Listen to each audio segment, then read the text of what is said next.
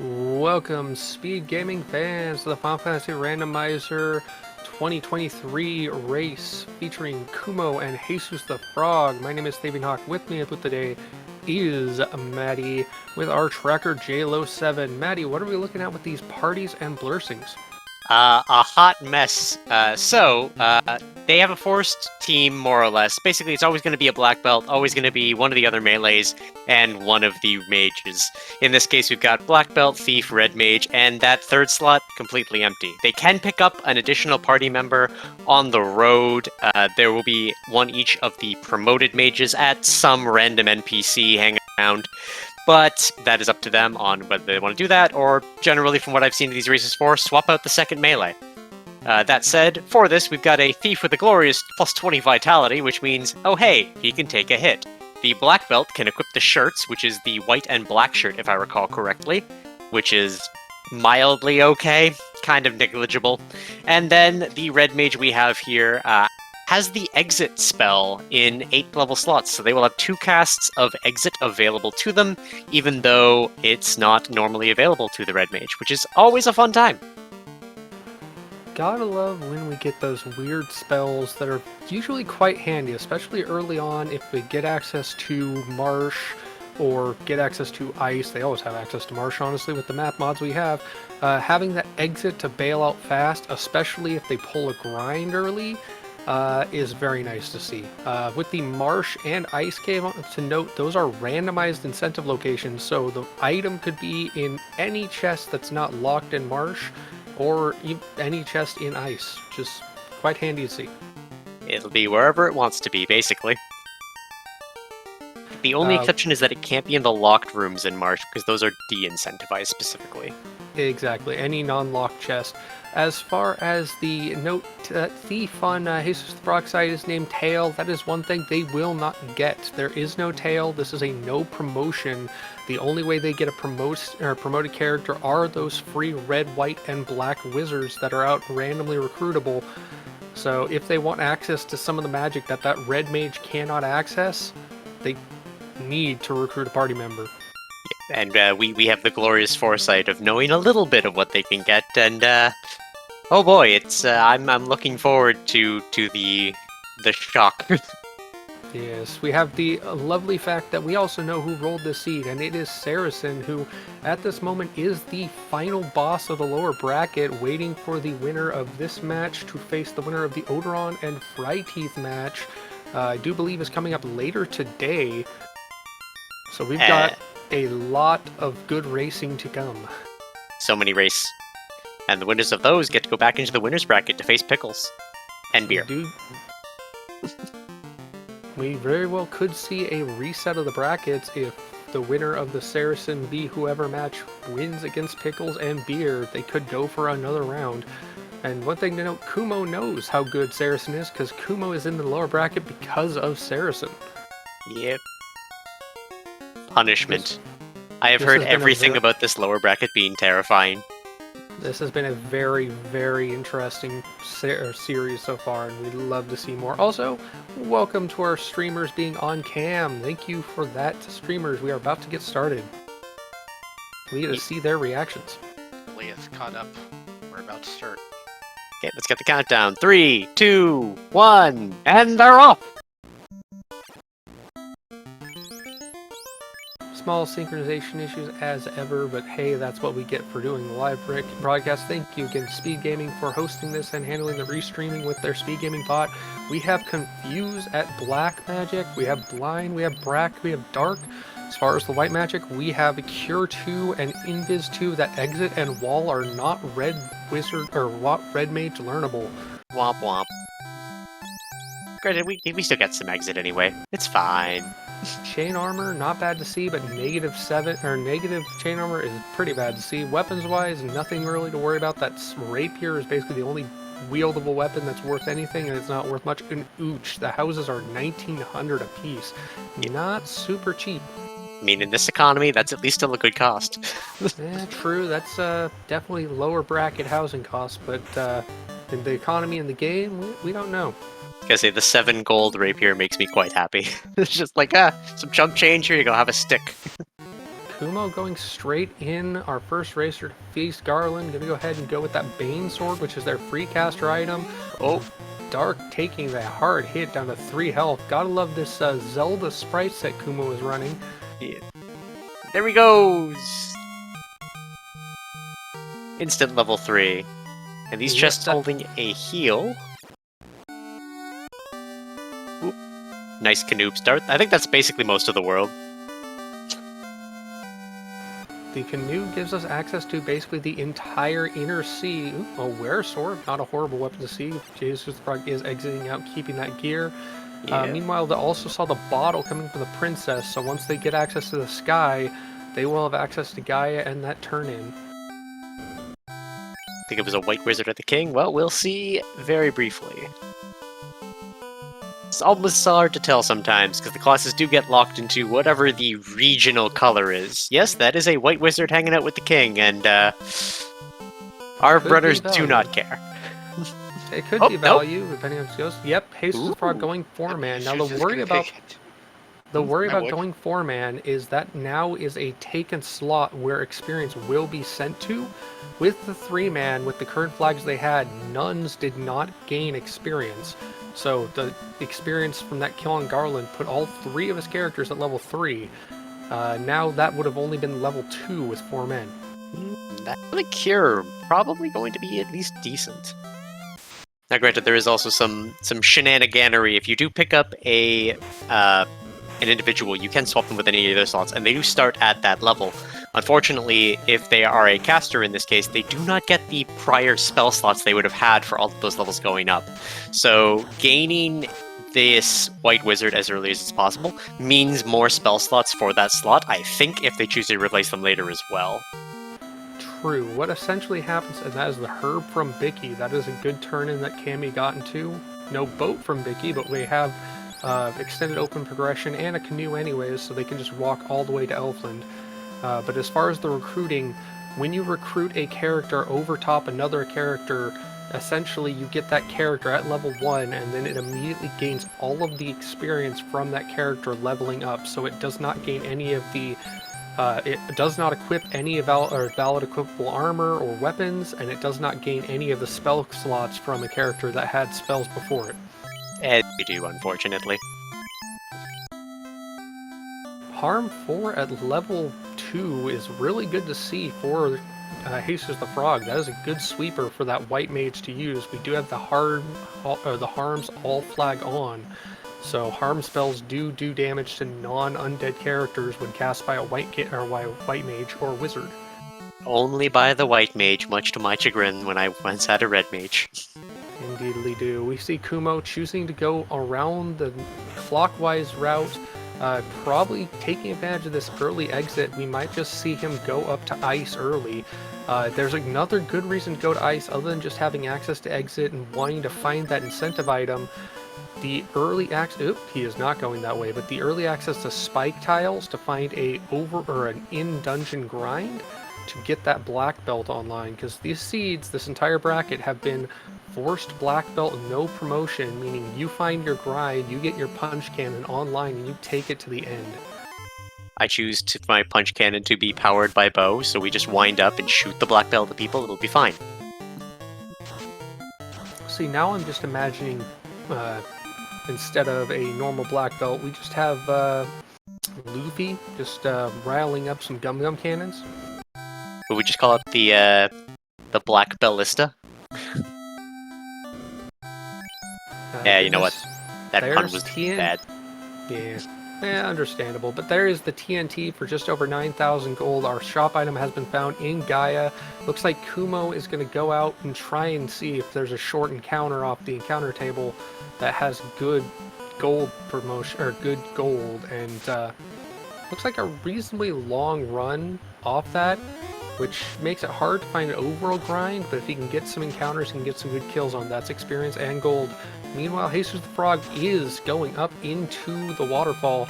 He has, or the ice or cave, he does have that white mage which has access to exits, so there's 2 exit casters on his team. Mm-hmm. Double the exit, double the time you can go between hanging out in an inn or a house. And Kumo has found the pack that he truly wants to see. Those 4 EXPs, as they're known in the community, represent one of the better piles of experience you can get, and they pay out some reasonable gold. So if he can get this kill and focus that experience on his party, that is very good to see early. Pinatas smashed. Glorious treasure obtained. Still running the 3-man, that also helps focus that experience. Ooh, Gaze from the Cockatrice is in Ice Cave. That's fun to see. Looks like Jesus reset out and did not hard reset, so the step counter progressed. Now, By Fabian, resetting- I'm gonna ask a really dumb beginner question. How do you save on the overworld without using a house? Any house, tent, or cabin will trigger a save in the overworld in this game. There are flags that we've put into the game that include things like sleeping bags or other save items. In later reproductions of this game, the Game Boy Advance version, for instance, they introduced the simple save function. Otherwise, with this game, it is those 3 save items and the hotels or inns in each city. Okay. I was curious. I always see them like save really quick, and I barely catch what's going on in the menus. That's just how fast the racers are. I admit I did not play the Game Boy Advance game until many years later after it was released, and I lost a lot of progress from my friend when I asked him, hey, can I play that? I played a lot of Final Fantasy before, and I didn't notice save. I just went to an inn and shut his game off, and he goes, what happened? It's like, I went to an inn. As you do. Whereas I'm the opposite. I actually didn't get my hands on the first Final Fantasy until I think it came out on the PSP, and I only got it because it had a Warrior of Light skin for Dissidia. Very cool. Good game. And that is the loot. Or actually, no, that's the lozenge. That is the ruby, it looks like, for... That's a lasagna! The Italian in me is mad. Did I say it wrong? Yeah, you might have said lozenge. You might have a cough, don't get me wrong. I did have to suck down a few lozenges having lost my voice last week, but that was my fault for going to a football game. Meanwhile, the TNT was picked up in the shop after Kumo did that out of Gaia grind. He is on his way to turn in the herb with those 2 incentive items in hand. Meanwhile, Jesus the Frog is down on the bottom level of ice. Ooh, Sorcerers with Quad X. That's a face-down red mage. Very fast. Yep, no loot for you. That is a lot of birds that can one-shot Jesus' party. He's hoping that Arm 4 does its job. It do its job. Unfortunately, there goes the black belt, so there's the experience he really wanted to get. Meanwhile, Kumo picks up the rod from that herb turn-in with the Elf Prince. Nate, do you get experience if you don't kill every member of the encounter? No, you do not, which leads to the fun old-fashioned Final Fantasy Randomizer classic, the spell cast that kills all but 1 character before your party member runs you away. So if you cast a sweeper and you don't kill everything, all of a sudden you've wasted that cast and time. Jesus the Frog. Oof, womp it is. Looks like a vanilla chest here in ice, guarded by the seafood party pack with blizzard trolls. I think Jesus might just be, leaving. He is not ready to face that. He knows it's the last chest that he needs to get to. If he gets warp early, he can make a quick dive into it, or who knows? We don't need, or the racers do not need every single orb. They only need 3 of them. So if that turned out to be a key item to get access to one of the dungeons, and he gets access to the 2 others that require key items, he might never need to go back there. Here's hoping. Meanwhile, Kumo dipping Marsh checking the upstairs because it can be up there. Indeedly do. The randomized location for the treasures in Marsh and Ice Cave. Now with that exit cast, there it is. Oxiel, he is going to take that last treasure chest and get the heck out of there. He is not going to the bottom. It is too deep a dive for that 1 spike tile that's normally in front of the incentive location. He is out and going. Makes me wonder, would Oxy Ale be more or less flammable than normal ale? It it is oxygenated, so or yeah, oxygenated is actually correct, but I don't know. Now we have the question of what is where is what to get. Kumo going into dwarfs to check those 2 quick items. Gotta take the TNT down to Narek and see what's what. It's gonna either give him access to the outer sea or put us into a fetch quest. That is the canal. That appears to be a Ganon, so Black Wizard, yep. Ooh, filling that empty slot with a level 1. Interesting choice. I mean, he has seen some of the magic. Ice 3, which did good effect. Also, I do believe he checked level 3 black when he was in Elfland, which gave us access to Fast and Quad X. True, true. Fast is generally one of those things you want to see with a black belt. It's almost mandatory for the final punch cannon. Indeed we do. Now, we've got access to the outer sea once they have the ship. That'll be interesting to see where that ship comes from.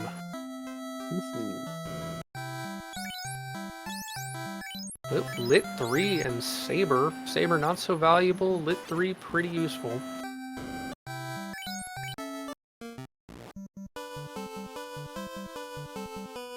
We got Jesus the Frog sneaking around the back, grabbing those requisite spells, has the White Wizard. Now granted, this could come in handy in terms of getting those levels on that White Wizard before getting to that Black Wizard. True. Because they do not have that TNT money yet. Yeah. Jesus the Frog did just go ahead and show us one of those hidden things, a note, a reference to Dragon Warrior, I do believe, in Final Fantasy 1. Either that or Zelda. I don't remember if it was changed between regions. Meanwhile, Kumo going back into the water system, we now know, come to think of it, that that ship has to be in ice. Oh dear. Either the ship or the floater, because this is our last check. Well, ship, floater, or an incentive item that leads to a chain that leads to one of those things. But ice is mandatory. Kumo has more power, or more experience, more levels on his party than Jesus did earlier, so this gives him a better route in the end. We shall see.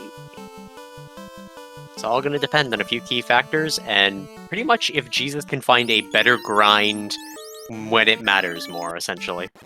Indeed we do. Kumo, or Sony Wrath in chat, thank you. It was Erdrick from Dragon Warrior. There we go. So you'd figure I would know. I've actually played the first 3 Dragon Warriors. I didn't even realize Dragon Warrior was a huge series in and of itself. I just remember when I was a kid, I got a huge Nintendo package with a game with like 20 games and an NES Advantage and a working Nintendo at a garage sale for $15, and I just played them all.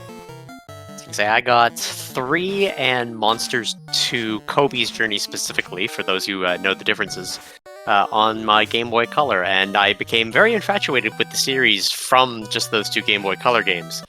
And then later in life, I would actually, from the largest video game collection in Canada, end up winning a copy of the original Dragon Warrior for NES, signed by the owner, who unfortunately passed away some years ago now. So, Dragon Warrior was created by Enix, which merged with Square later on. Yes. So, that is a reference to another very popular series. Final Fantasy 1 actually came out right before Dragon Quest 3, I believe. Mm-hmm. So, Dragon Warrior / Dragon Quest predates Final Fantasy, which is why it's such a popular reference. Yes. When Square and Enix merged to form Square Enix, it was like the super or JRPG joinage. Yes. Peak JRPG. And we've since then seen Final Fantasy be the experimental series that constantly tries new things, and Dragon Warrior being the maintain the same. And there is no wrong answer for which one you like more. Understandably so. Now Kumo, on his way through those checks, going to get the 6-pack, and going to find that the final chest... almost didn't go with 6-pack. He's going to find that seafood party pack. How well will he be able to handle it? I do believe have access to Lit 2 or Lit 3 from that Blackcaster.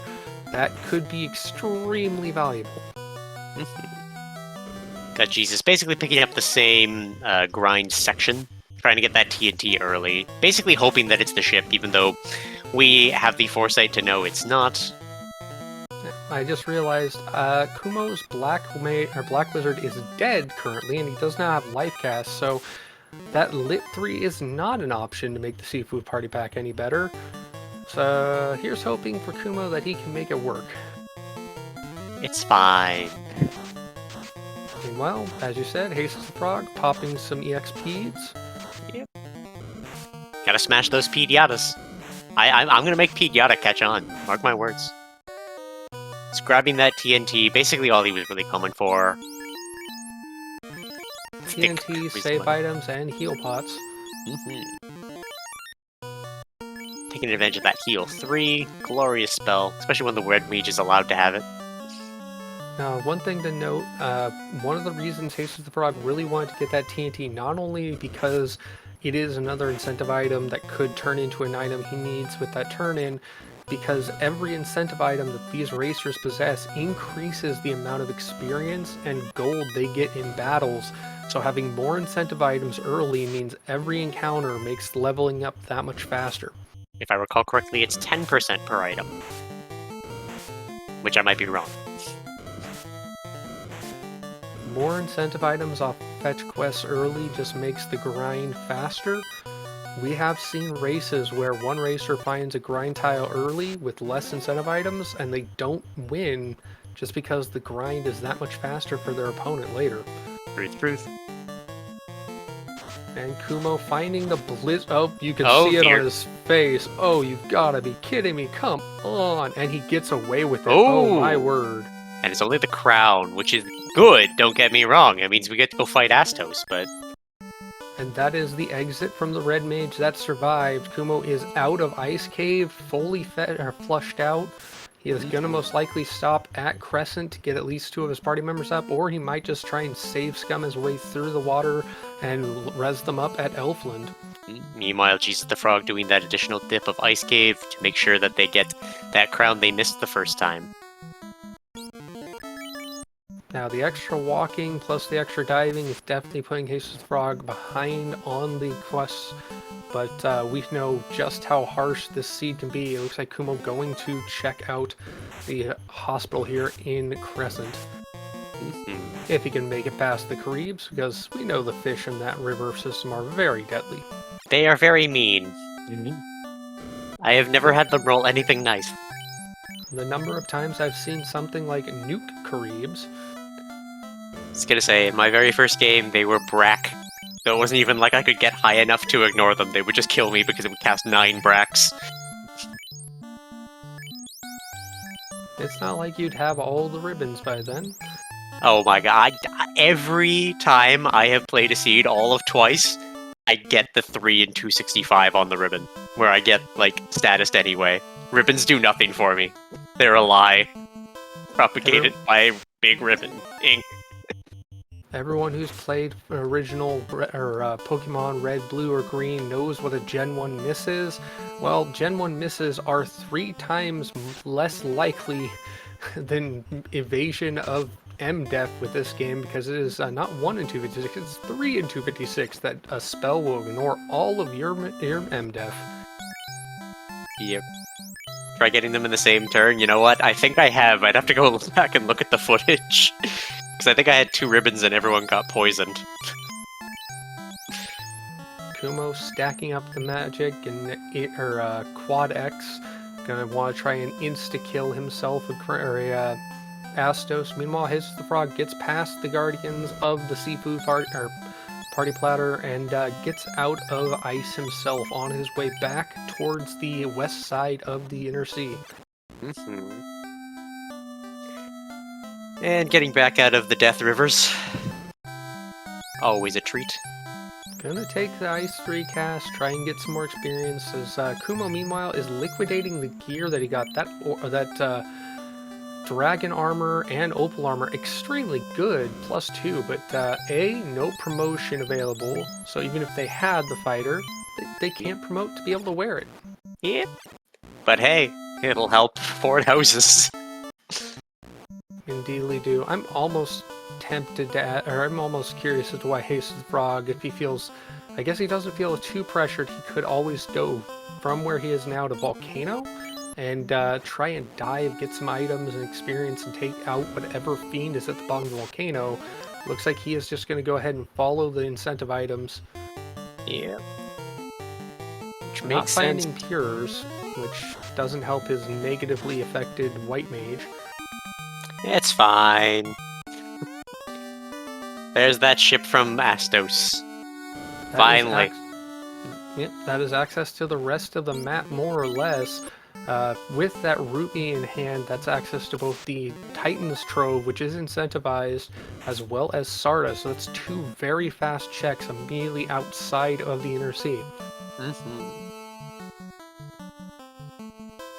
Of course, the other route they might choose to take is go straight south and check out what is in Ordeals, but I'm not expecting many of our racers to even head that way unless it's a last resort. Picking up some Pures. There they are. The elves got you covered. I experienced no greater disappointment than learning that the churches in this game only cure death. They don't do anything about poison. Yeah, I mean, they have very good healers, but they don't have purification magic. That's just a step above. Yep. Very sad. There's a flag for that?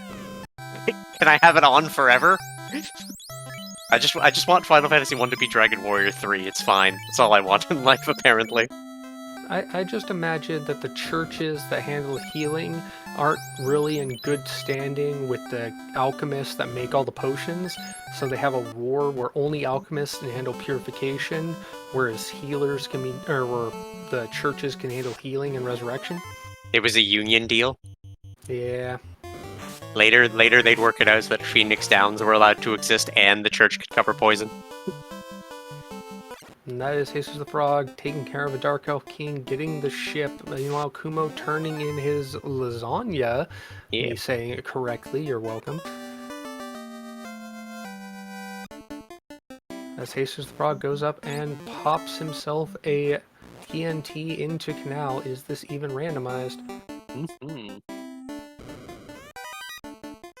Grab that heal. Falchion, and there's the key. That is one of our necessary bits of equipment, assuming that they don't keep the thief, because I think thief lockpicking is on in these settings. If it is, I would be shocked if the thief even gets to the levels needed to it. It is not I. JLo7 in chat confirming it is not. As Everyone confirming it is not. Yes, we appreciate our chat members who are very familiar with the races.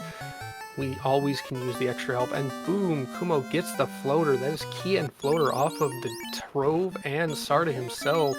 That is huge. Fully unlocking access to the map. We've got the Cardia Isle treasure. We've got access to Gaia with the bottle in hand for a very quick check from there. We got good old Melmond.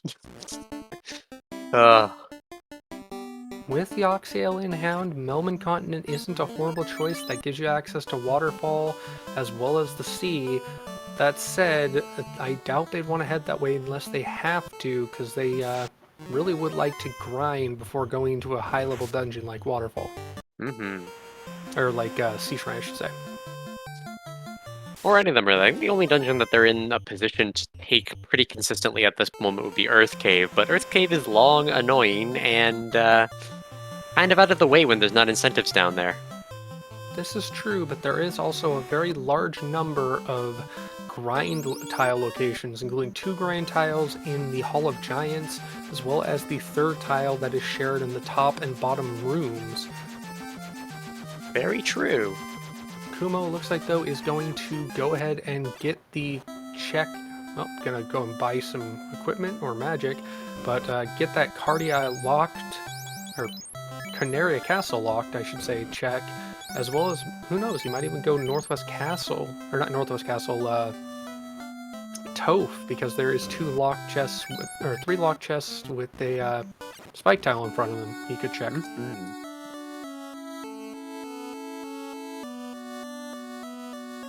There is Jesus the Frog picking up that key.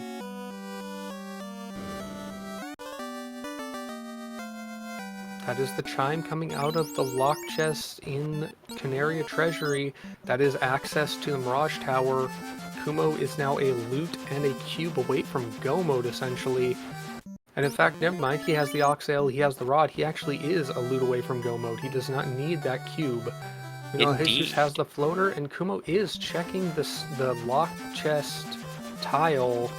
In fact, he is going to go to Northwest Castle as well. He's checking all the castle tiles. There are 2 grind tiles here in Northwest Castle. The left and right tiles are the same, and the center one is different. And then in terms of remaining places where our loot could potentially be at this point, I think it's pretty much Corneria and Ordeals are the last 2 major places. Cardia, Ordeals, we also have the Gaia turn-in with the Oxyale, we have the Waterfall check with the robot. Yeah. And of course, there's some very much outstanding checks with the chain for the...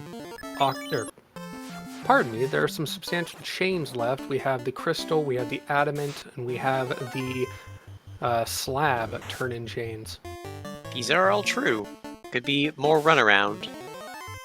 And looks like trap tile 1 is wizards, who are bracking it up, and already bracked that mage. Or that black belt. The Hall of Giants actually holding some giants, in this case Frost Giants. Kumo resets out of that, gonna check the top room here. Finds nothing. That is a very poor selection of tiles and earth. He is just going to bail out of there for now. Meanwhile, jesusthefrog went down to Gaia, is going to see what the fairy has for us at the bottom of the lake. It is the cube. That is unfortunately not necessary. All things considered, he already has the Rod and Oxio, but at least gives him another option. The Sky Palace is a fairly fast run in the late game if you have an active punch cannon. This is true. We got Kumo checking up these trap tiles. Looks like a whole lot of nothing. Choosing to... Ooh. No, giving up even so early. Kumo really is just looking for the grind. The sooner he can get that grind going, the better in his opinion. He's probably going to be checking... Yep, he is going to get the cube. He's going to be checking a few things. Looks like the Saber Bonk was the Cardia Isle incentive. One thing to note, jesusthefrog choosing to check the Titans... or the... Bahamut's treasure trove, where all of the chests that are in all of the Cardia Isles are linked behind Bahamut there. That is actually a slower route if you're just checking that incentive chest. The bottom right Cardia Forest Isle actually has the incentive chest there. It is a faster run. Huh. Neat.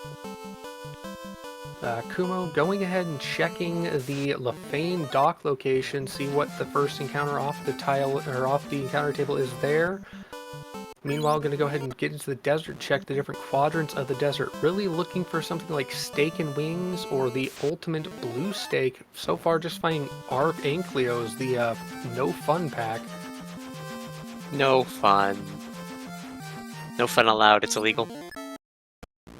Now, there are reasons for these little snippets of landable land out around the desert on the outside of the mountains. They are linked to the same encounter tails or table areas as those desert areas, so you can actually land the airship and move around those different encounters. Looks like the second encounter off the reset is Steak and Wings for Kumo there.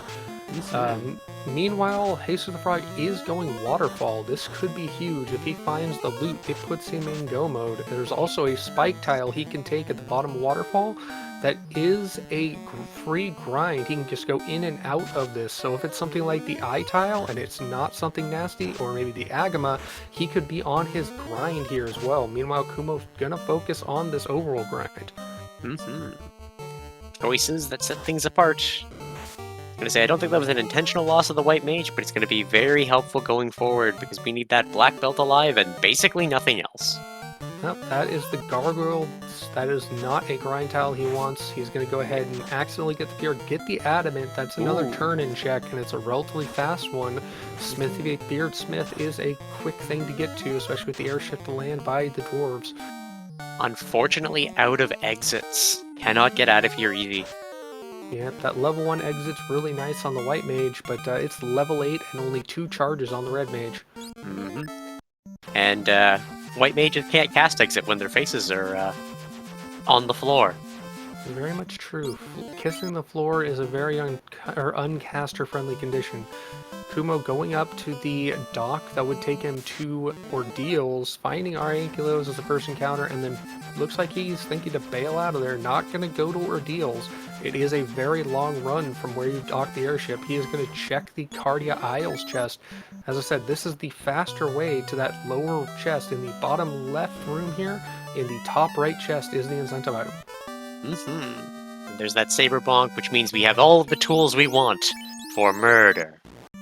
True. We still have, I believe, the ruse stick and defense sword. I don't know if those are both in the incentive pool for evasion stacks, but for the moment, these racers really just want to find that excellent grind tile.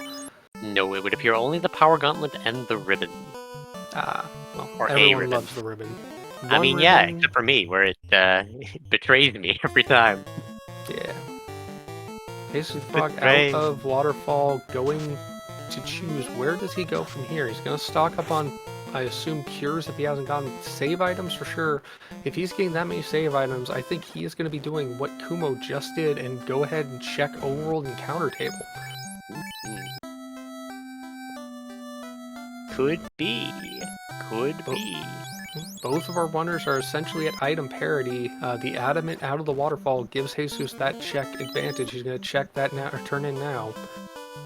Meanwhile, Kumo is about to get the water through the waterfall to get the adamant, and that adamant is the crystal. We are on the Fest Change quest. More running.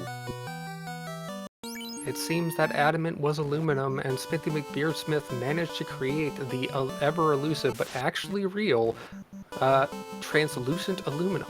You can make an aluminum alloy, or material, that is see-through. And all of that for the ribbon. Which in and of itself is a small advantage, because, well, Kumo does not currently know that. Indeedly do, and that ribbon located there, that means Ordeals is gating access to the to the loot via the slab. Very unfortunate. Good timing for Jesus the Frog to get up there. He has not spent time searching. Ooh, find some sandworms. That's a juicy little encounter if you can get the kill on it. I respect the fact that he hasn't even bothered giving a weapon to his thief. That thief is just punching away there with its high vitality and high evasion. I think Koopa taking this basically the exact same Ghastly encounter. You see a nice good old gaseous dragon, you take it. Saracen mentioned that Kumo has not checked the the Canaria Castle check either, so that is one item he is missing. That his opponent has. Get your pillar checks in chat, people. I always go third pillar. I cry inside because I don't know how any of it works. I just know what I've touched. Well, the beauty of the randomizer is, by default, you could get first pillar into the 4-pillar room, and then first pillar in the 4-pillar room could actually take you to the final door and skip basically the entire maze. But hey, looks like a pack of frost wolves on that first spike tile in the pillar maze room. That is a unique spike tile, but it is also, first pillar takes you back to the start of the maze, no warp available, so Jesus the Frog has to remember his route and get right back to it.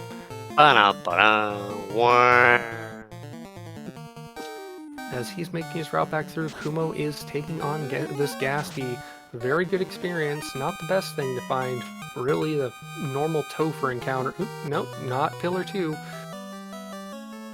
The quad Ghastly pack that you find in Topher, that is probably one of the best grinds you can get if you're forced to grind down on the Topher floors.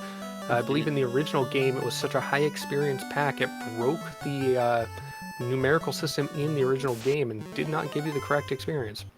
Number 3 says no, only 4.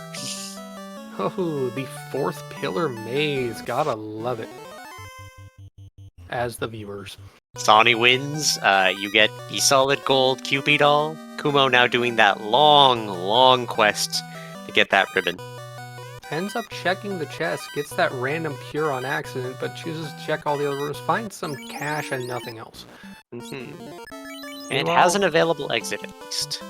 That saves a good chunk of time. Meanwhile, Jesus the Frog past the Pillar Maids, finds some zombie packs, still nothing good.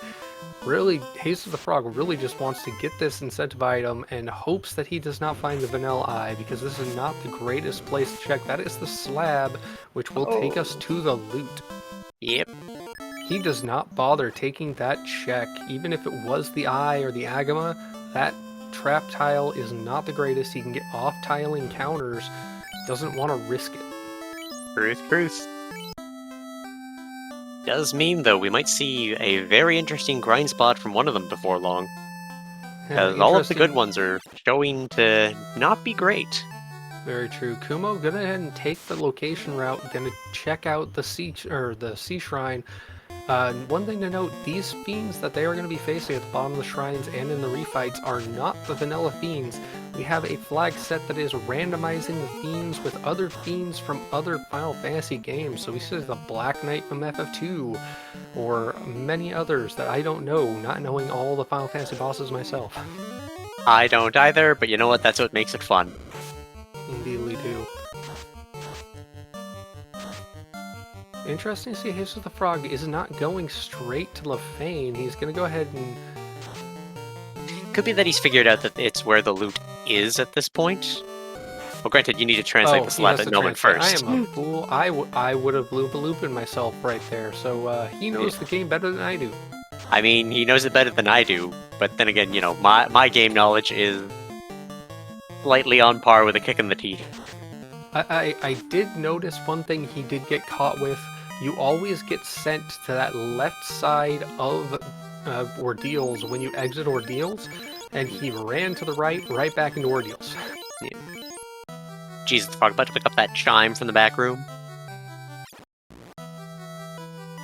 This gives him options. He could avoid going to Earth. He could go straight up Sky. Realistically, Volcano, Sky, and then either Sea or Earth would be the fastest route he can take.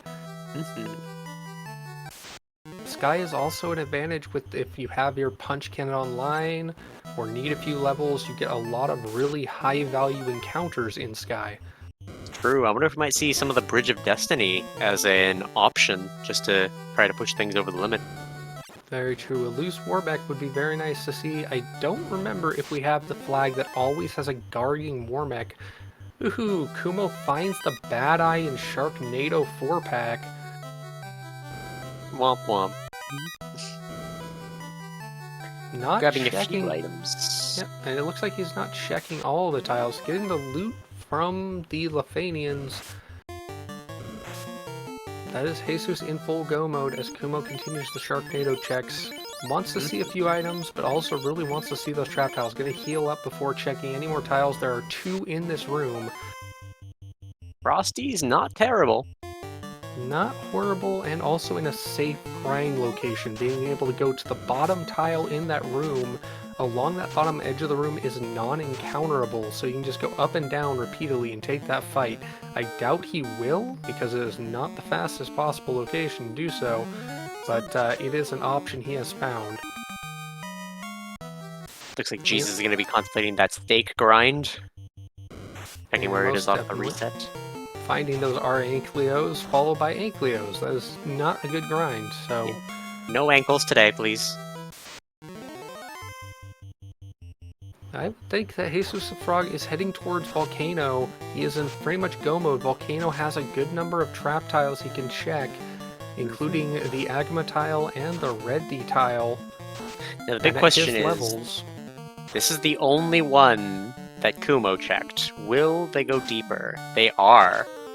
I have no doubt he would go deeper. He doesn't even want to check the armory chest location because that trap tile is actually linked to the first room in the Agama floor and is a safe tile grind.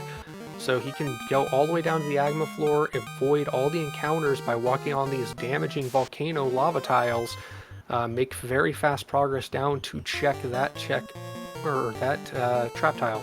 And if it's good, we can also easily take out everything but our black belt with these damage tiles. Indeed we do. That is not the greatest encounter by any means, but he is going to take it. Meanwhile, Kumo finds blue Ds on another tile in water, in sea, if I remember. or if I did not see it correctly. It is Sea Shrine. That said, we have a minor item advantage on Jesus' side, so taking less optimal grinds could be at least good for keeping up. This is very true. Jesus using heal 3 to rapidly heal his party, save the menuing time for everything. Gonna go straight down, check the Agma tile. After this, it's just the red D tile. And then Contemplating that 18 at the Cerberus, bottom. just in case he can get it. Giants and iguanas, nothing special. Meanwhile, Steal their lunch money. Kumo went back onto that blue D tile. He's downed his black mage. Toxic. The poison doesn't hurt too bad because it's going to slowly but surely chip away at his poison thief and his poison red mage, focusing that experience onto the punch cannon if the punch cannon can get online in time to make it work. Meanwhile, Water's on the red D tile. This isn't actually a horribly... Well, this is not really the worst encounter jesusthefrog could take, but Waters do punch very hard. I mean, it's good at two things, waves and hydration. Speaking of, everyone hydrate. Ooh, taking the exit that deep in? That is interesting to see. That is... I mean, I'd have at least grabbed carry before leaving, because that's an entire orb that was, like, right there. Indeedly do. I mean, as you saw, it is a very fast dungeon to run through, but he is out of Fade, apparently. That makes some sense, lacking good spell support. Gonna check these tiles in Northwest Castle. We have already seen they are nothing great. Yeah. Meanwhile, Kumo taking the risky grind in Sea Shrine on Sharknado floor, but is grinding. Got Jesus the Frog checking these earth tiles. And learning... Oh. Finds the Jotunheim pack, is gonna take it, as Kumo is going to use those safe tiles at the bottom of that room and the poison on his thief and his mage to bring the party down. He is gonna go ahead and switch to the solo grind. It's a low level, it is not even level 20 on his black belt. You want to get past 20 usually before you start solo grinding, just for the number of hits that you get. Could be punished. Very true. In fact, I remember a game earlier in this tournament that I commentated.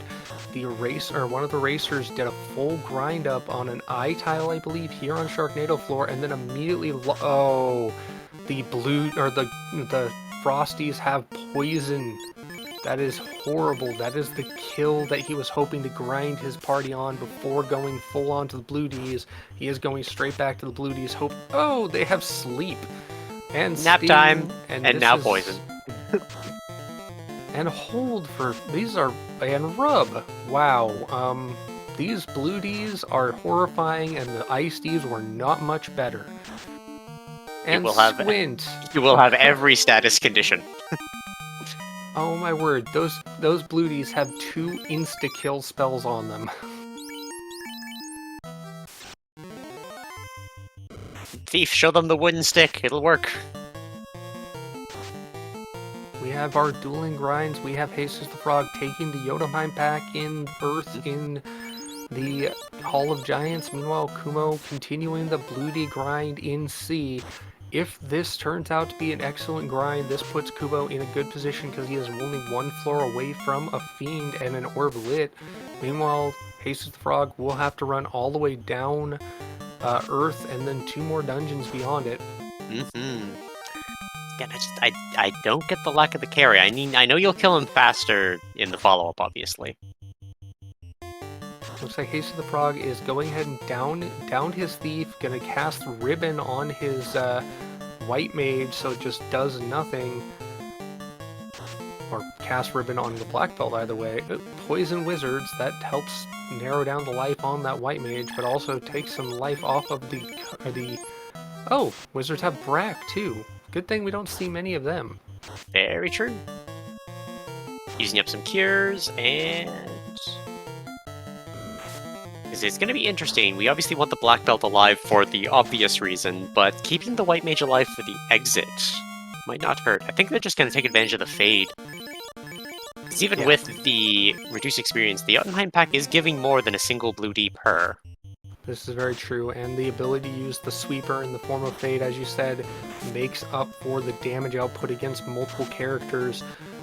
Something like a metal slime pack would be excellent if you had access to, say, a fire magic caster or caster item to get a grind of high quantity enemies but high experience out of it.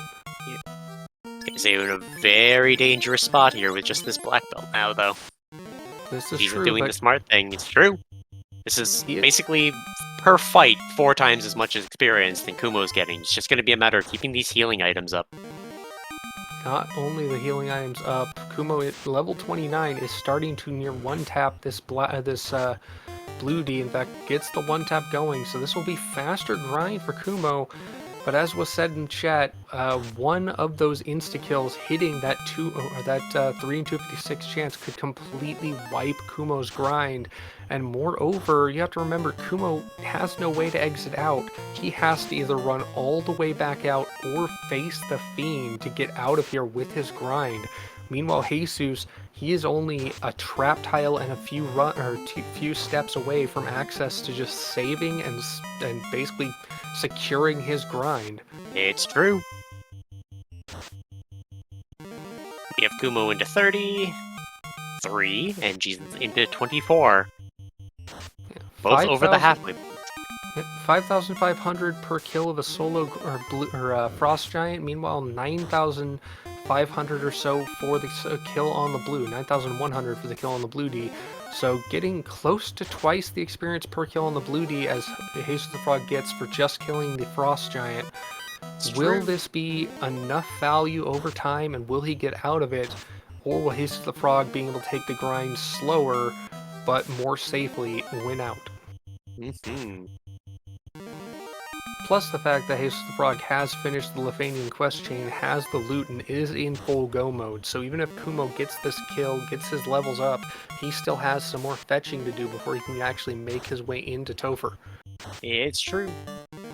Now, as a slightly more experienced runner, if you're in go mode, you have the items for all 4 dungeons. Which ones would you say are the fastest? My guess as a newer runner would probably be Wind, Earth, Volcano. Realistically, Sea Shrine, Sky, and Volcano are probably the fastest runs. You do have an advantage in Earth if you have a punch cannon at the front of your party, that most of the encounters in Earth will literally just run away from you, but that's still time. Volcano is obviously the fastest with all those lava tiles you cannot get encounters on. Yeah. Sky, there are a lot of very powerful enemies, but if you're not doing any checks for any of the rooms on the outskirts of the levels as you run through them, each floor is relatively fast. And Sea Shrine is fairly deep, but it also is fairly linear if you don't do any fetch checks. Kumo has hit the level. The black belt is a god! The punch cannon is online. At level 42, you're getting 10 hits. You've got the resilience of a ribbon, plus the absorb of the rate, or built up at the rate that the black belt builds up. He basically has some solid armor on him. There you go, 1,600 damage off of 8 hits. We are hopefully going to be seeing a Fiend getting 1-tapped or 2-tapped here. Gotta channel your inner 2000s, get the old Falcon Punch anime going.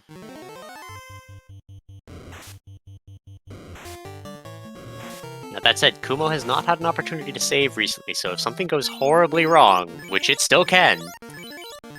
We literally could find an enemy Fiend who has such absurd absorb that it just kind of bypasses a chunk of the damage output of this kill, or an enemy Fiend that just gets the 3 in 256 kill. Gilgamesh! The boy! Oh, he's gone. Unfortunately, the legendary Mesopotamian warrior is dead and gone. Kumo is our first runner with an orb lit, with the sea orb guarded by Gilgamesh. Meanwhile, Jesus the Frog over 600 life, over 32 or at 32 for levels. Gonna go ahead and put the ribbon on his black belt. That's actually not the best move. He doesn't have full absorb where he would get at 42, which would match the ribbon. But the big issue He's isn't just the trying to get up MDEF, for a it's the save, it looks absorb. like. This is very true. He also knew that he would have to go through those wizards, so having that ribbon there to help with the chance of running away. But yep, Jesus the Frog is out. He went to level 32 on his grind. Meanwhile, Kumo is getting back in the airship and will continue progress. Mm-hmm.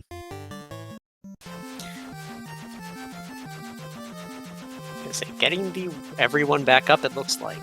So I'm guessing that Jesus is going to go for a different grind after that. Or is reorganizing to just do that same grind again, but with everybody? No. I would doubt it. Yeah, no. I like what Kumo's doing. He knows he has the quest chain in line. He knows what is where at this point, just through process of elimination. So he's going to go ahead and proximity check, take advantage of having access to Sky, and just go straight up and deal with a fiend. Meanwhile, Jesus the Frog has his grind done. He's just going to run right back down Volcano and punch whatever's at the bottom. Kumo finding mud galls at the square, at the cube tile, just leaves them alone. What if Jesus might be thinking, do Bridge of Destiny on the way up Sky? He might do, but that is a very risky encounter location. Is just like that water tile or sea shrine tile that Kumo took, is right at the top / bottom of a dungeon. Kumo at the maze, going left, and does he go up or down? If he goes down, we all have to ridicule him in chat.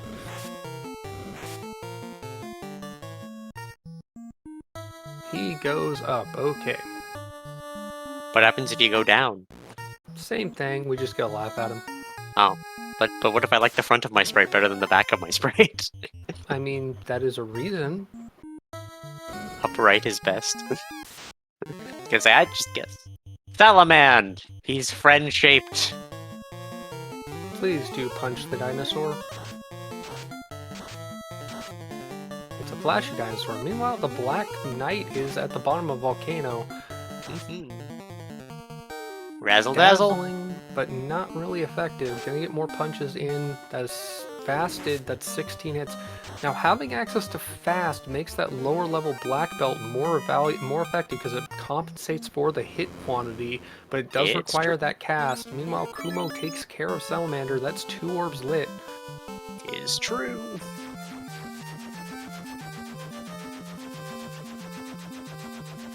Jesus the Frog taking advantage of his white mage, gonna go ahead and get life too. Part of the reason he wants to keep it up is he wants to have those casts. Meanwhile, Kumo is going down to Volcano, gonna go ahead and take out a Black Knight for himself. Much like, I was gonna say, much like our randomized fiends here, there are also randomized chaos final fight. Where you could have Warmack and friends, and they could be a Nuki bunch. This is very true. We still haven't seen any of our enemy fiends. We haven't seen a Warmack. As ever, the spell pools and ability and skill pools of the final fiends and Warmack are mixed together, so that Warmack throws 4 nukes into the pool, and they could be anywhere, as well as Cure 4. And as with the mixed Warmack and friends or similar parties where there are more than one fiend fight, or more than one enemy in the chaos fight, that makes just going in with just a black belt kind of risky, because there could be a lot of, as you said, nuky party members.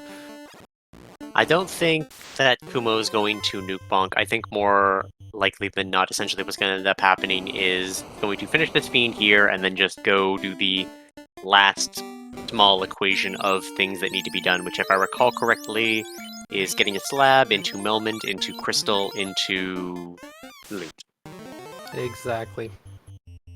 So it's adamant into Crystal, into slab, into loot.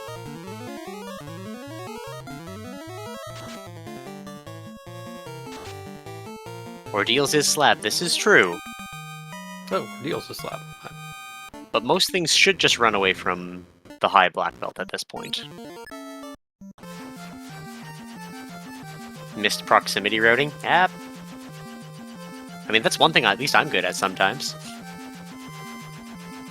Kumo is going to turn in the adamant, is going to get the crystal, going to get the item from Atoya, which was the ribbon.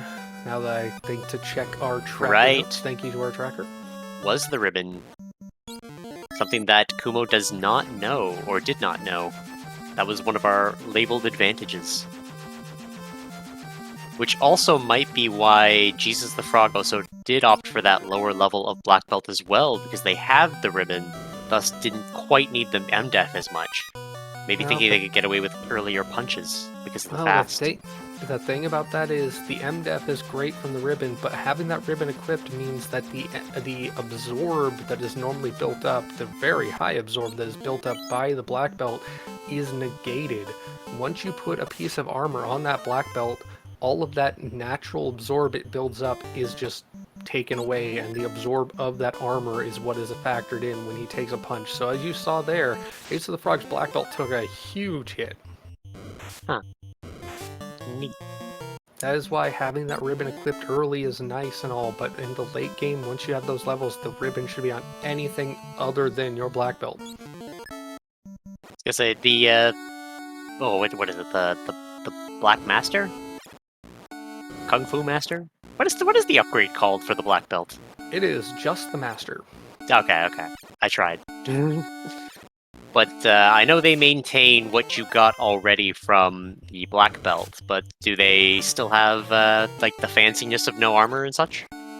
The MDef growth rate is dropped back to something that's less broken, which is part of the reason why you do not want to promote early with the black belt, but you maintain the levels that you get, are in MDef and absorb. So Swanee Wrath pointing out it drops down to 1 MDef. And in exchange for nothing, the attack doesn't go up or anything? Exactly. Boo. Once you master your skills, you don't gain as much from continuing to train. I guess that makes some sense. Strength gross increases, there we go. So there's something. It's a useless something, but it's something. That is very much useless because the punch isn't factored by strength. Wait, what?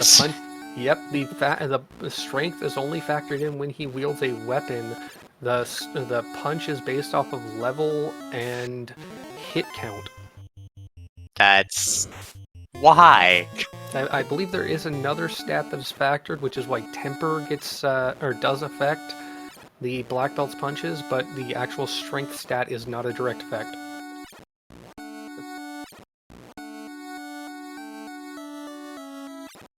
Oh, Kumo finding out it is the fourth pillar. And he's just nodding to himself, and gotta love trying to lip read what the racer is saying, but with what's on screen, otherwise, just don't really notice that they're there. And Jesus the Frog taking our fourth fiend. But that said, they can go from here straight to Chaos if they don't mind having a slightly weaker thing. It's Medusa!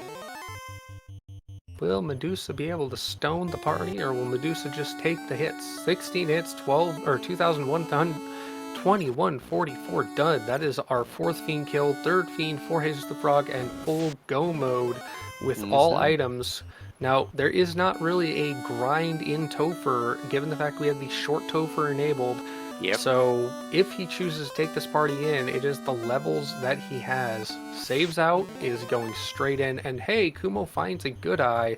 Unfortunately, just says no.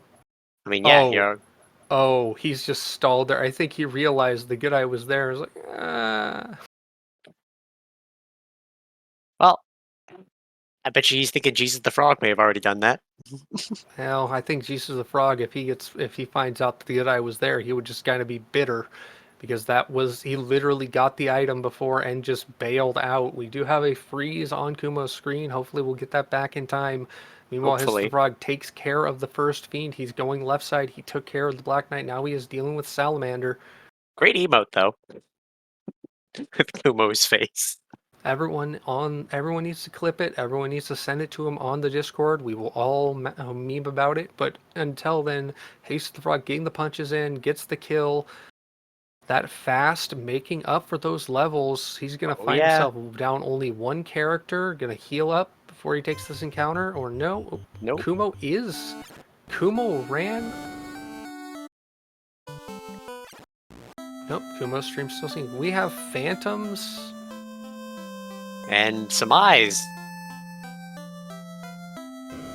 That Interesting. is a very low health black belt though, and it is dead. And Jesus resets out. Our first Topher dive is wasted. He knows what's coming. He's probably gonna want to try and keep that white mage or that white wizard up. Gonna go ahead and go right instead of left. Gonna take on Gilgamesh and Medusa instead of Black Knight and Kraken, or Black Knight and Ooh, Kumo did it! Like the slab! No! No! Kumo Loopa'd. Did he forget he had the slab? Did No, he not pick up the slab yet? No, he got the slab, he got out of ordeals, and he did exactly what I would have done. He Loopa'd himself. He went straight to Lefane from ordeals. Wah. That little bit definitely helps with Jesus. He's in the lead in the routing, but he is definitely behind in the levels. Yeah. Jesus, already wiped again, is taking that second try. Gonna go left this time again. Black Knight first. Gonna move his white mage in front as a meat shield. I mean, he's not doing much other than Life 2 casts. Oof, the red mage. Well, that life cast is definitely going to be needed, because that red mage is probably super valuable with the black magic he can cast against that final pack. Kumo has translated the slab. He will be able to go back to Lefane and get access to the loot and get access to Topher. Meanwhile, the frog still trying to get his way through Salamander again. Yep, and there's the black belt gone. But there's that Life 2. That life 2 that will only work outside of battle, so this fight is either a hard reset out or get through it. Either way, he's going to try and get through it, get those few levels on his two standing characters, but at this point, yep, wipes. Looks like he's going for a grind. A grind or just get some more supplies, but at this point, I don't know where he would find a fast grind tile. To say, possibly back down to Earth Cave for the... He found those sandwiches early. I think he's going back to the sandwiches. Could be. This is a rough one. I think this is probably where we see Kumo take it. That's very much possible. Kumo is at full-on punch cannon active, is full-on go mode, and if Jesus wants to make this grind work, he's going to have to down 3 party members, including a plus vitality thief. This Wyvern pack could help do that, but it looks like he's just going to go and full-on do as much damage, get as much experience as he can, not bother with downing his party members. Now, granted, Kumo could have some trouble with the Fun Dead. Doesn't have a, as much mass cast White Mage, but does have the Black Wizard in order to take advantage of that nuke that I saw them pick up. So we'll see how this goes. Taking the proper path with good old Garugamesh. Getting that fast cast out, 12 hits, 1600 damage.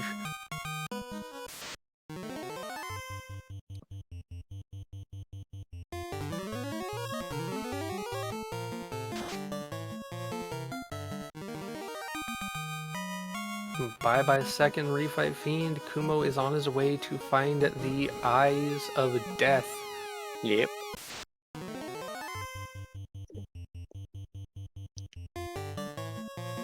One of these is our actual final boss. The other ones are just casting characters and hits that need to go down.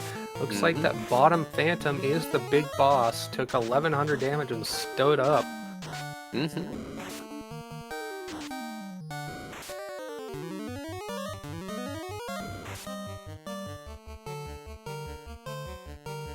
Will Kumo get that kill on the Phantom before he takes care of, or Medusa or Phantom, whichever the bottom one is, before he gets rid of the rest of them? Because at this point his sweepers are not doing a good job of just eliminating the extra targets.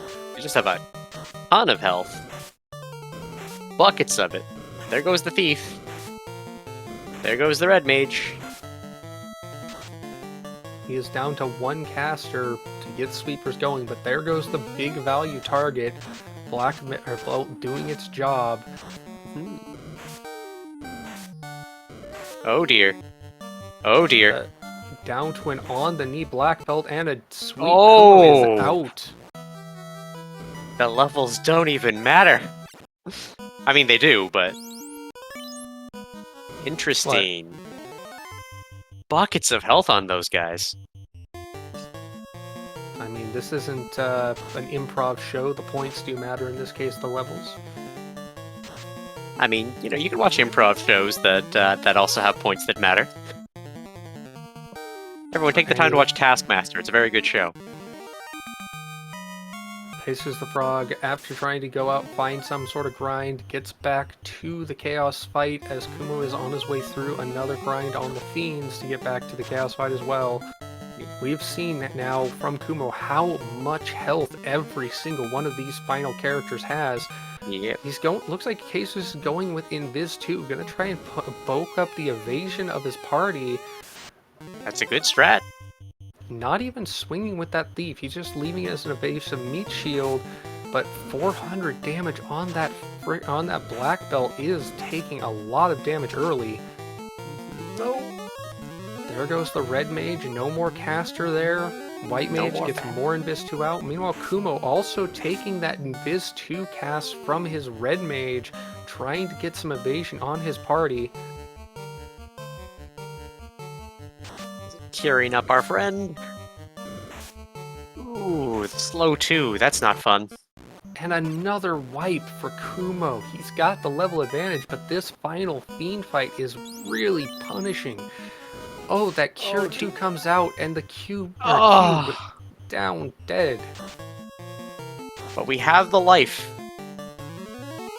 Unfortunately, Life 2 does not help in battle because that flag is not enabled, so Oh, just having that Life 1. caster...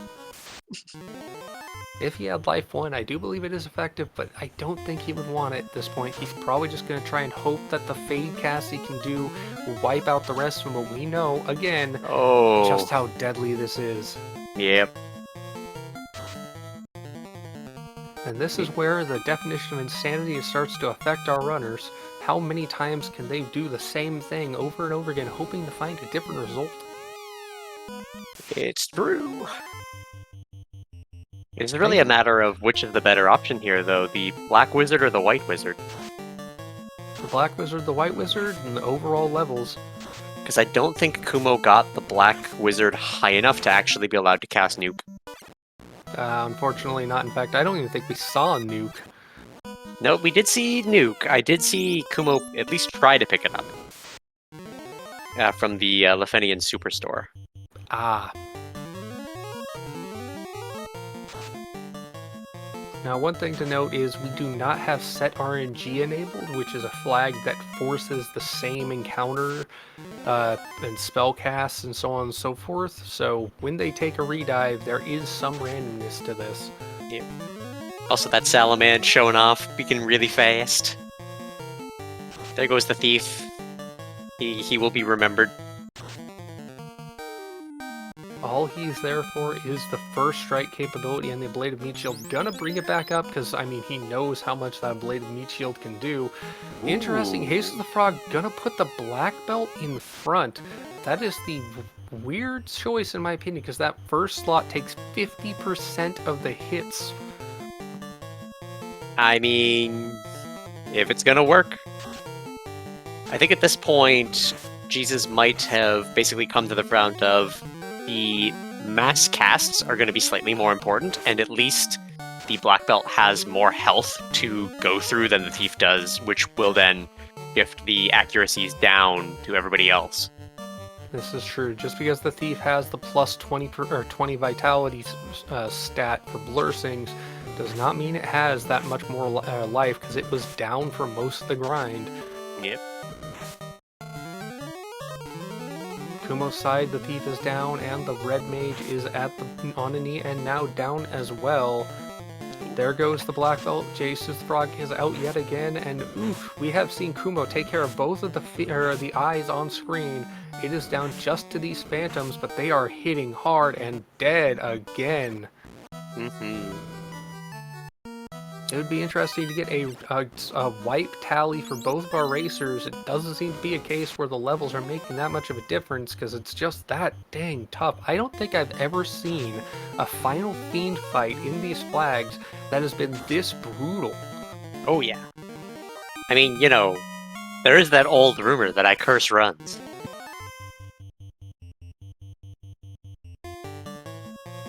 Well, if the preponderance of video of the racers and seeing how they react under stress can affect or can aid in any of their upcoming opponents planning around them, then this is definitely good for their upcoming opponents. But right now for us, it's just a longer and more entertaining fight. Kumo going in for attempt number I lost track.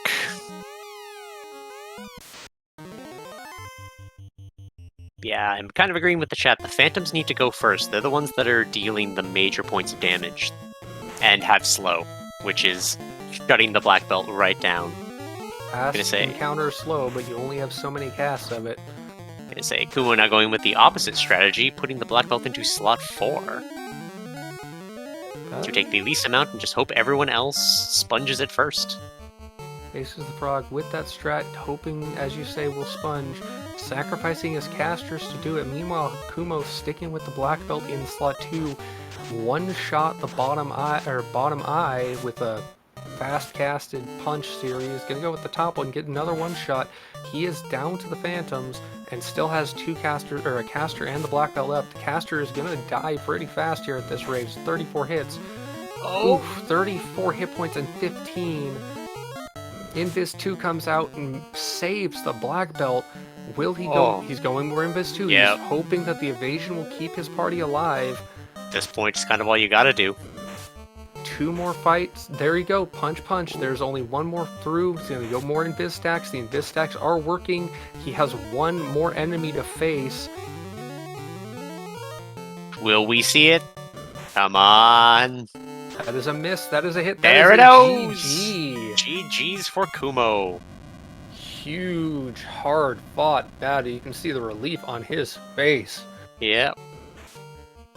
Oh. I thought it would never end.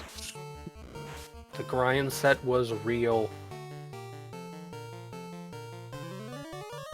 It'll be up to him on interview, but in the meantime, Jesus the Frog struggling away here. There's just the Thief left, and that's looking, I'm guessing, with seeing that Kumo has finished, possibly a forfeit. Yep, we have a forfeit from Jesus the Frog. Joining us in the booth at this moment is our race winner, Kumo, with a race time GG time of 1:12:43. What the heck was that Final Fiend fight? I heard Fun Dead. Let's go. That Fun Dead was not fun at all. It was an unfun dead? When I saw the timer tick to 1 hour, I was like, this is a hard fight, because, well, even before I hit Topher, I was like, Asus is not finished yet. Something's got to be wrong. Yeah. Fine. But I couldn't find a grind, and the grind I took was a very risky grind. Yeah, neither of you found a grind. Yep, I do believe you ended up with those 2D grinds, which were brutal. You saw what I think you were gonna check what the the ice dragon had for that final few fights to bring up your levels before you could one-shot the blue D, and all of a sudden the ice D or frosty had things that you didn't see before.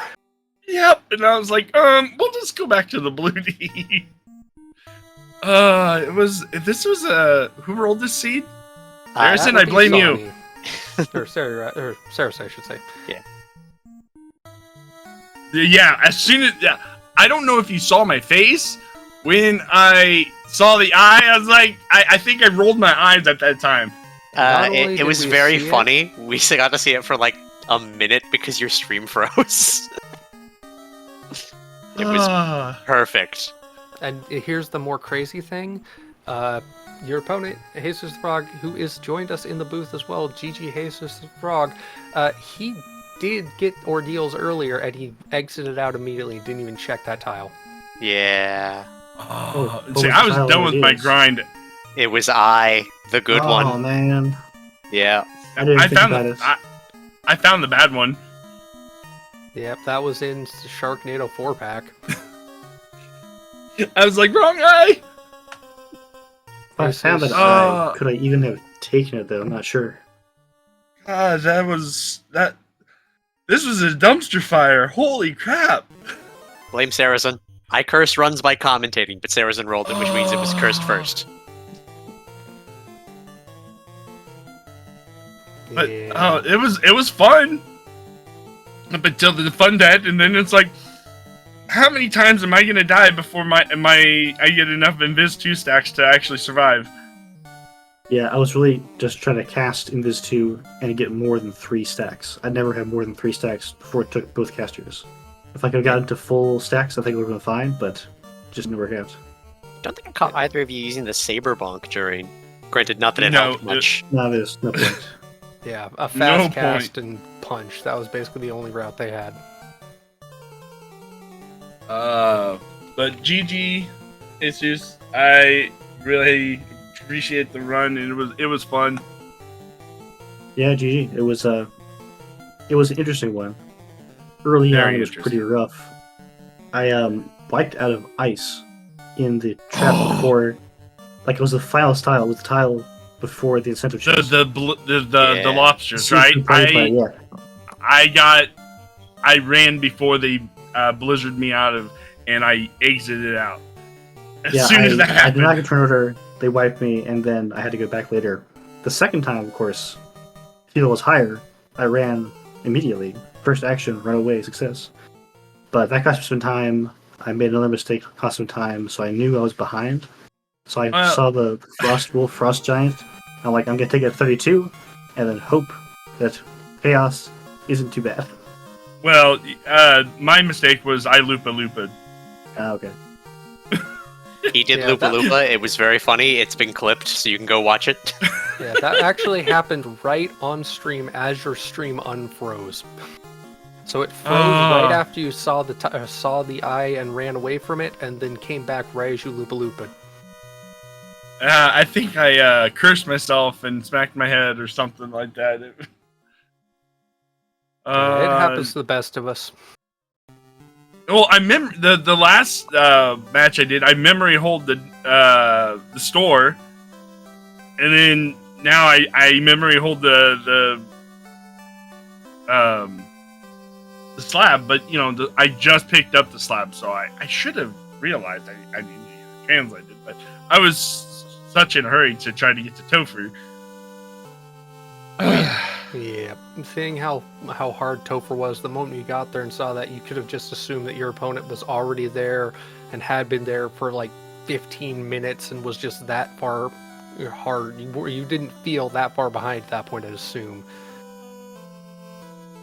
I felt behind like 45 minutes in. I felt really behind. That good old race feeling. You can never be sure where they are, so you always have to assume you're behind. Yep. The last 2 matches I was in, it was such a razor edge. I didn't make any mistakes, really, in those 2 matches, and I nearly lost. So this time, when I had made a significant mistake, I had to assume I was 3 or 4 minutes behind. That's why I cut the grind short, because I knew I had to risk that play. And frankly, if I had gone to 42, I don't think it would have helped. So I needed Invis stacks. I didn't need levels. It didn't help. Exactly. I just needed to get turn order and get Invis stacks up. Yep. Because they were obliterating my black belt. Oh, yeah. Not only did they hit hard, they had an absurd amount of life for each one, so those sweepers weren't doing anything.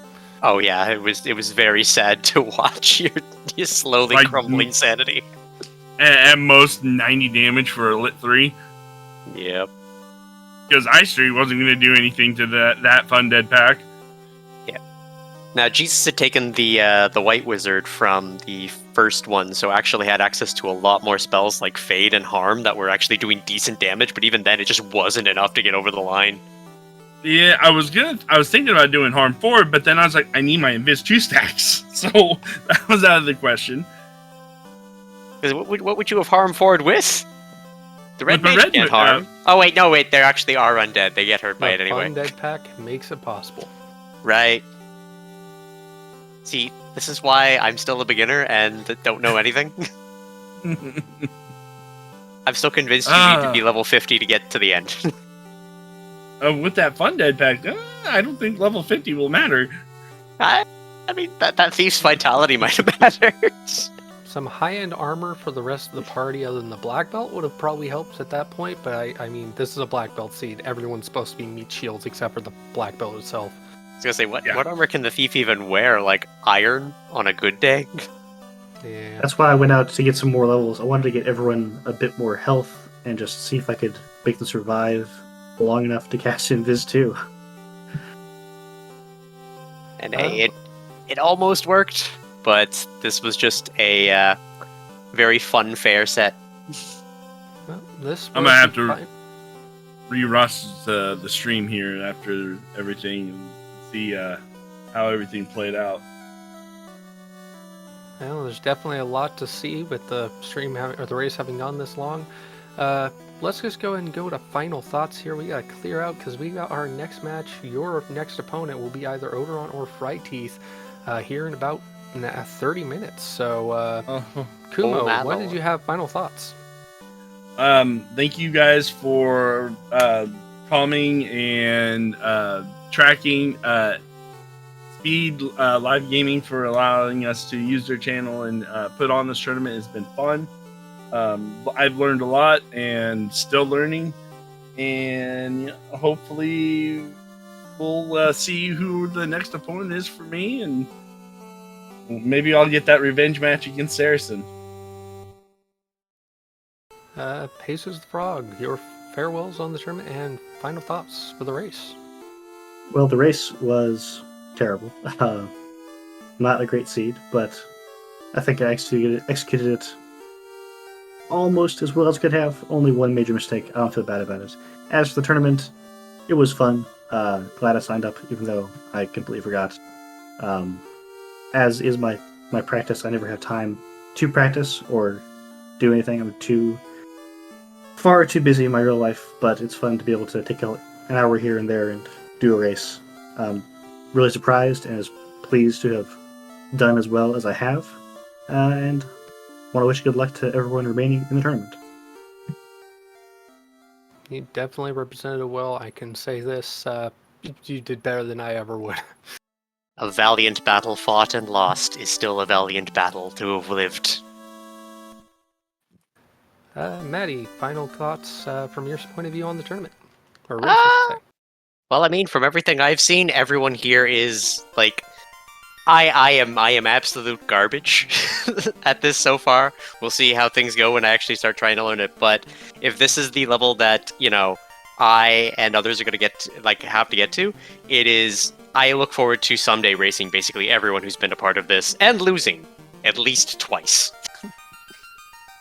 Well, on that note, I just should mention. Kumo, go ahead. No, I just read Saracen's comment about my Blue Dragon grind. That grind was sus. I shouldn't have taken that. Yeah. Well, as far as my thoughts, good mention by Maddie. Feel free to go to FinalFantasyRandomizer.com, get the link to the Discord. There you'll find access to what we have as the Duckling program, where Saracen, for reference, and others guide the new runners to the randomizer through different seeds, flag sets, and just you get to compete with other new racers, get experience running the seeds and flags, and eventually join up in our own tournament. We even have the Duckling Derby, which we had earlier this year. We will, of course, have one next year. Almost all of our racers have had some time with the Ducklings, so it's a great experience. Good time. Whack. As As has been, thank you, Kumo. Thank you, Jesus the Frog, for racing for us today. Good luck, Kumo, with your next race. As I said, we will see your opponent decided later today on this very channel. I have been Thavian Hawk. With me in the box today has been Maddie, and our tracker, as ever, JLo7. Thank you very much to Speed Gaming for hosting this, and welcome, or again, thank you all for joining us.